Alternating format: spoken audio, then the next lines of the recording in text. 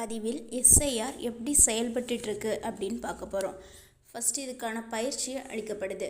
SIR special intensive ரிவிஷனுக்கான பயிற்சி யாருக்கெல்லாம் கொடுக்கப்படுது அப்படின்னா, எஸ்ஐஆர் தொடர்பான பணிகளை செய்யும் தேர்தல் துணை அதிகாரிகளுக்கும் பணியாளர்களுக்கும் இந்த பயிற்சியை பெறுகிறார்கள்.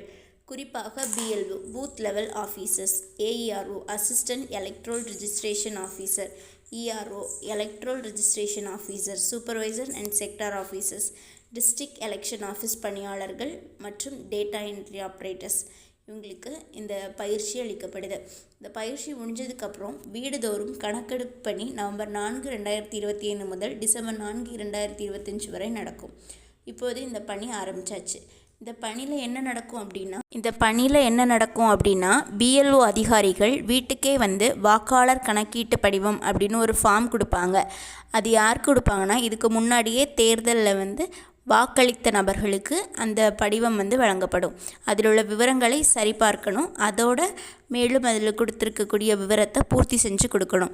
இந்த ஃபார்ம்லேயே 2 விதமாக இருக்கும். அதாவது 2002 அந்த டைமில் நடந்த திருத்தம் நடந்த அந்த டைமில் வாக்களித்தவங்க எதை ஃபில் பண்ணது மாதிரி இருக்கும். இல்லை புதியதாக இந்த வாட்டி தான் அந்த திருத்தத்தில் நம்ம இந்த வாட்டி தான் முத வாக்களிக்க போகிறோம் அப்படின்னா நம்ம அதுக்கேற்ற மாதிரி ஃபில் பண்ண மாதிரி இருக்கும். இந்த விவரத்தை ஃபில் பண்ணி அவங்கக்கிட்ட கொடுத்துடணும். ஃபார்ம் ஃபில்லப் பண்ண தெரியாதவங்களும் கவலைப்பட வேண்டாம். நம்ம டீட்டெயில்ஸ் சொன்னால் அவங்களே ஃபார்ம் ஃபில்லப் பண்ணி எடுத்துப்பாங்க. இது தவிர இன்னும் ஒரு ஃபார்ம் இருக்குது. அதாவது படிவம் 6, படிவம் 7, படிவம் 8. இது 18 வயது நிரம்பிய புதிய வாக்காளர்களுக்கு படிவம் 6 வழங்கப்படுது. வாக்காளர் பெயர் நீக்கம் செய்ய படிவம் 7ம் திருத்தங்களுக்கு படிவம் 8ம் கொடுப்பாங்க.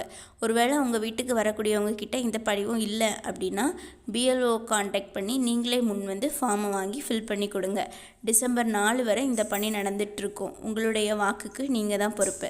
அதனால் இதை கொஞ்சம் கவனிங்க. இந்த பணி முழுவதுமாக முடிஞ்சதுக்கப்புறம் விரைவு வாக்காளர் பட்டியல் வெளியிடப்படும்.